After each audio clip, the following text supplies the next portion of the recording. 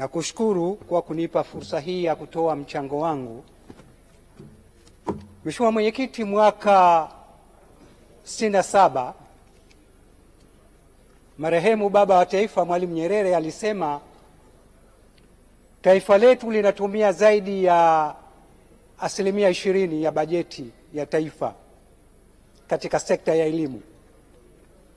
Na kwa muktadha huo basi, sisi kama taifa tunapaswa kutathmini ubora wa elimu na kama elimu hiyo tunayotoa kwa vijana wetu inakidhi mahitaji ya taifa letu.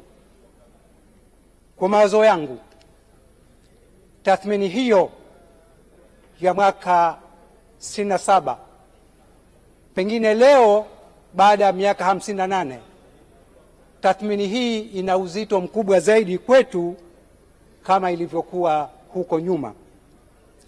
Nalisema hili kwa sababu tunatumia karibu bilioni 800 kwa mikopo ya elimu ya juu.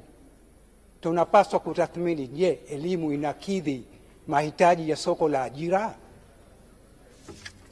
Mheshimiwa Mwenyekiti, mtu mmoja mwenye busara aliwahi kusema mataifa ambayo yanategemea rasilimali zilizoko juu ya ardhi, uchumi wake utazidi kuimarika kadri siku zinavyokwenda. Kwa nini alisema hivyo? Alisema hivyo kwa sababu akili, ujuzi na maarifa ya watu yanaongezeka kila kukicha, tofauti na rasilimali zilizoko chini ya ardhi, siku moja zitamalizika. Mheshimiwa Mwenyekiti, nimesema hayo niliyoyasema ili kuonyesha ni kwa kiasi gani elimu, hasa elimu iliyo bora, inaweza kulisaidia taifa kujenga maendeleo endelevu na ustawi kwa ujumla wake.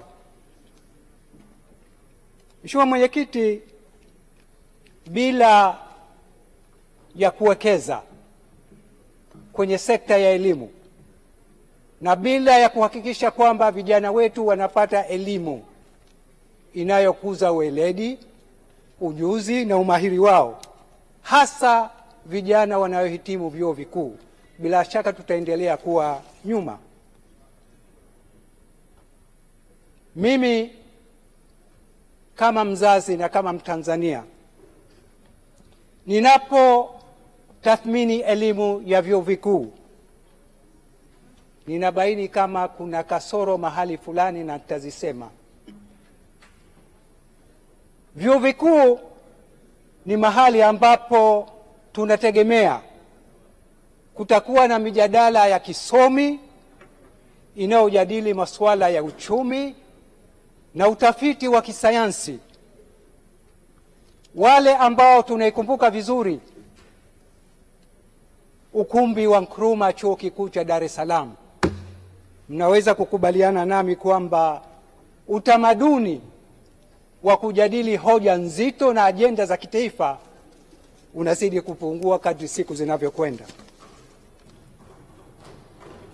Sababu ya kuanguka kwa kiwango cha elimu kwangu mimi naiona ni moja tu: mbinu zinazotumika katika kuwasomesha vijana wa chuo kikuu zimepitwa na wakati.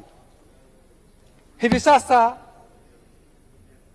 mkazo mkubwa zaidi unawekwa katika kufaulu mitihani na kukariri badala ya kutoa maarifa na ujuzi.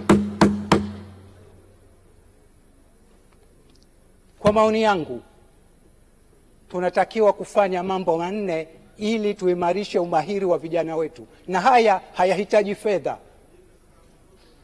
La kwanza, badala ya kuwapa wanafunzi wa vyuo vikuu mitihani ya kuchagua majibu, tungewapa wanafunzi wa chuo kikuu wajibu mitihani kwa kutumia vitabu, wanaita open exams, open book exam, Na jambo hili si jipya. Wanasheria, mahakimu wanatumia, wanapoamua kesi wanakusanya vitabu vya aina mbalimbali. Madaktari wanapoamua kesi za utibabu ngumu wanakusanya majarida kitaaluma mbali.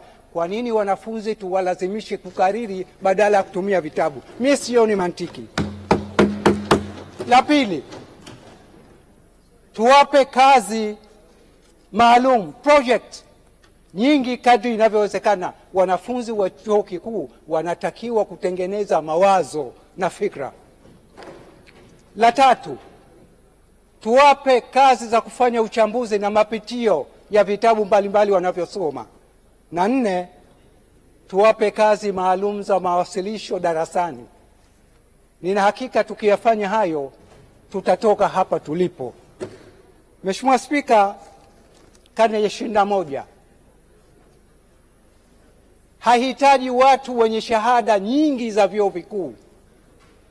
Tunahitaji ujuzi na maarifa ya watu wenye ujuzi na maarifa ya kufanya kazi. Ndiyo maana miaka 4 iliyopita serikali ya China ilibadilisha vyuo vikuu 600 kuwa vyuo vya ufundi na ufundi stadi kwa ajili ya muktadha huo. Rais wa Marekani, rais mpya Trump, mwaka jana alisema anataka kuanzisha chuo kikuu cha ujuzi na mafunzo ya kazi badala ya degree za jumla. Mjasiriamali maarufu duniani Elon Musk mwaka jana alisema anataka kuanzisha chuo kikuu cha teknolojia na sayansi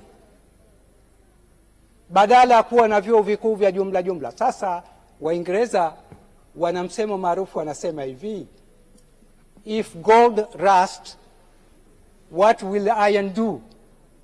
Kama dhahabu inaota kutu, bati na chuma vitakuwaje? Nataka kusema nini? Ninachotaka kusema hapa, kama China na Marekani wameiona kasoro, kwa nini Watanzania hatutaki kuiona kasoro? Mheshimiwa Mwenyekiti, hata pale tunapolazimika kutoa shahada za chuo kikuu, kwa nini hatuangalii kozi ambazo zina uwezo wa kuajiri vijana na kutengeneza ajira na kushindana na wengine duniani? Nitatoa mfano. Hivyo katika karne hii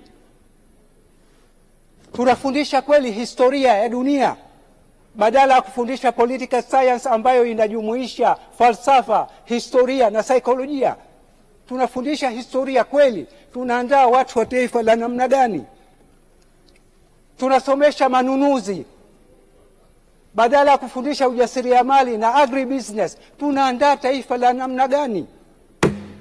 Tunafundisha vijana sosiolojia badala ya kufundisha practical psychology au saikolojia ambayo inatumika katika kila nyanja za.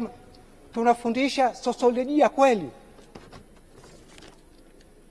Tunafundisha sarufi ya Kiingereza na Kiswahili badala ya kufundisha matumizi ya lugha katika muktadha maalum, yani applied linguistic and languages. Tunafundisha kweli sarufi katika karne hii.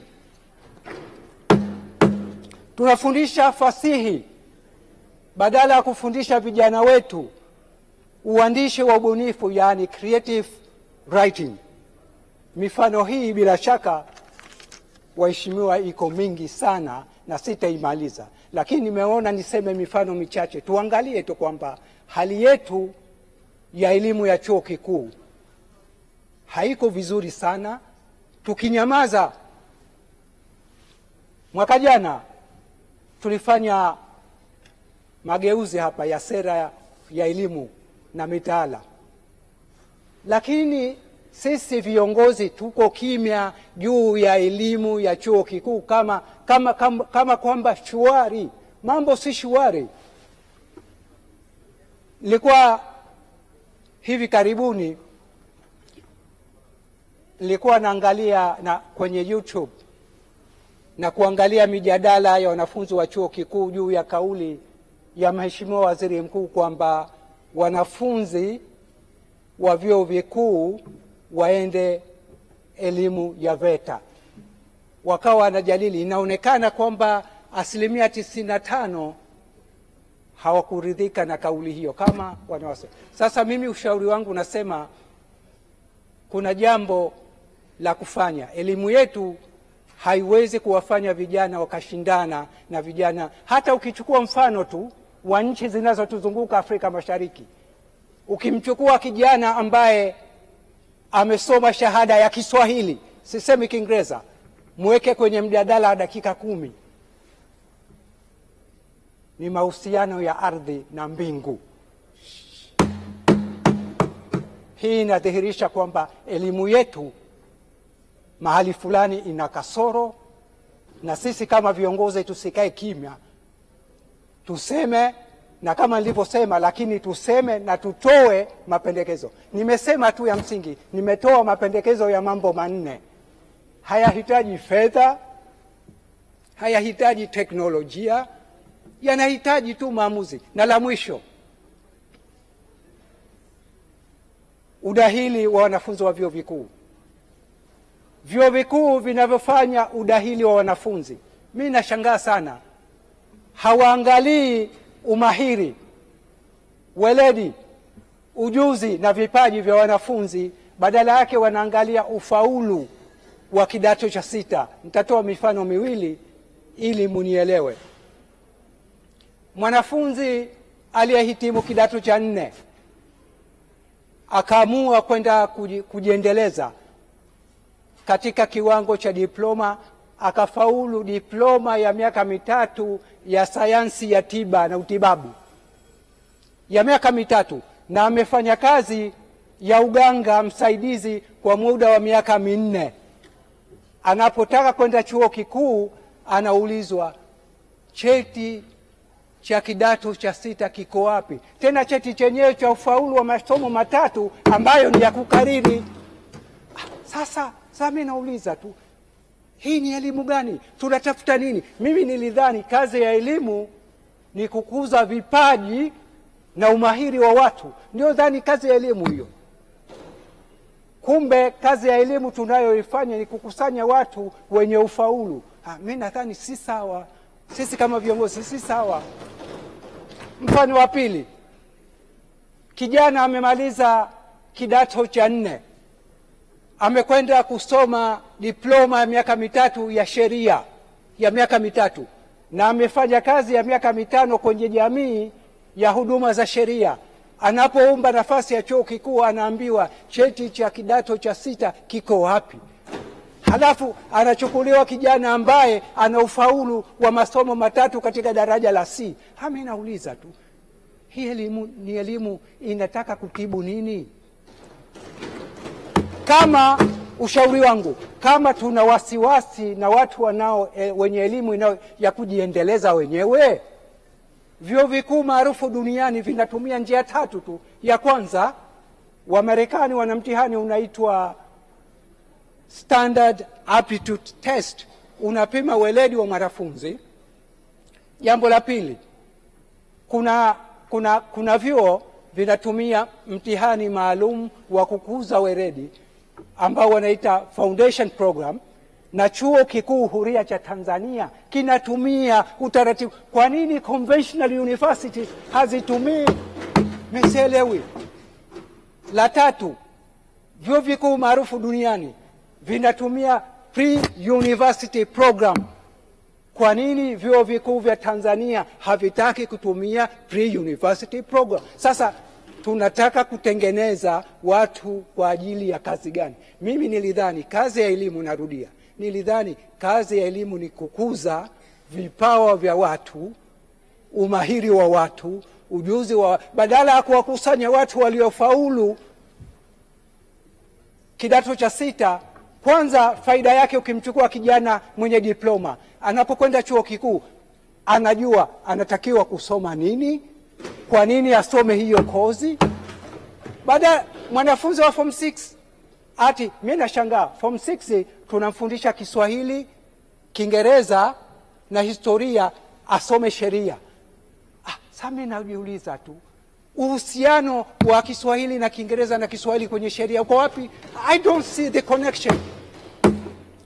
Mimi nataka kuwa daktari, unanifundisha physics, chemistry na biology. Uhusiano wa physics, chemistry na biology na utibabu uko wapi?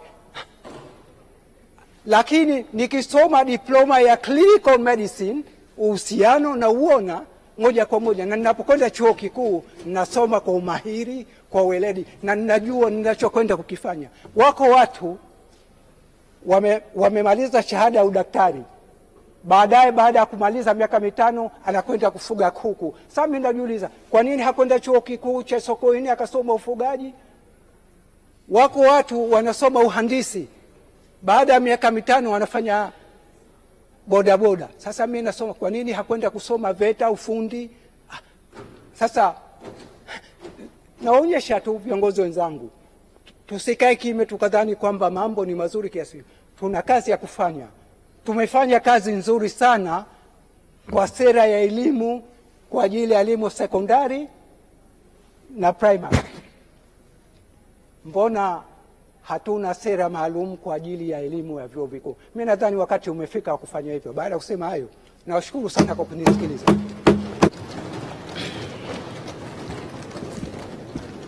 Asante sana Mheshimiwa Shamsi Vuai Nahodha kwa mchango wako unaofikirisha sana. Waheshimiwa wabunge, tunaendelea na uchangiaji. Namuita sasa Mheshimiwa Edward Ole Lekaita Kisau, atafuatiwa na Mheshimiwa Daktari Jason Samson Rwekiza na Mheshimiwa Engineer Stella Martin Manyanya ajiandae. Mheshimiwa Mwenyekiti, na nakushukuru kwa nafasi na mpongeze mchangiaji aliyemaliza Mheshimiwa Nahodha kwa contribution yake kubwa sana. Wakati anazungumza kwamba lawyers wanatumia open book exam, na sitaki kuingilia field zingine, lakini nataka kushare tu naye kama kumsupport kwamba lawyers wanatumia open book exam kwa sababu kwanza ina stimulate professional practice na ina assess high order skills, ina encourage lawyers wa apply zile principles, kwa sio necessary ku recall facts, lakini ni ku test mind in a more practical way. Sasa sijui kama inaweza apply maeneo mengine, but I think it's a good contribution. Mheshimiwa Mwenyekiti, nimpongeze Dr. Samia Suluhu Hassan kwa kuanzisha tume hii ya mipango. Tume ya mipango mtafahamu hapa katikati ni kama ilisimama hivi, lakini kutokana na umuhimu wa uwekezaji na tume ya mipango, hakuna taifa linaweza kukaa tukazungumza habari ya mipango bila kuwa na tume ambayo ndio think tank wetu ambao wanatuambia mambo ya kiuchumi. Profesa Kitila Mkumbo, nikupongeze sana, katibu mkuu na timu yenu nzima. Ninyi mmepata heshima nyingine mpya kwa nchi yetu ya kuja na mipango ya nchi yetu, mipango ya miaka 25 ijayo. Na tume hii ilivyoanzishwa, tume ya mipango mpya, ukiangalia sheria mpya ya tume ya mipango imeongeza kazi nyingi sana ukilinganisha na tume na sheria zilizopita, na imeweka nguvu zaidi kuliko sheria iliyopita, na imeongeza majukumu zaidi kusisitiza tu umuhimu wa tume ya mipango ya taifa kwa taifa letu. Tunachotarajia kutoka kwenu ni, kwa sababu uchumi sasa duniani ni kitu ambayo ni inayumba. Tunaona sera za wenzetu. Sasa kuwa na tume hii ambayo kazi yake mojawapo ni kubuni na kuboresha vyanzo vya mapato, lakini kusimamia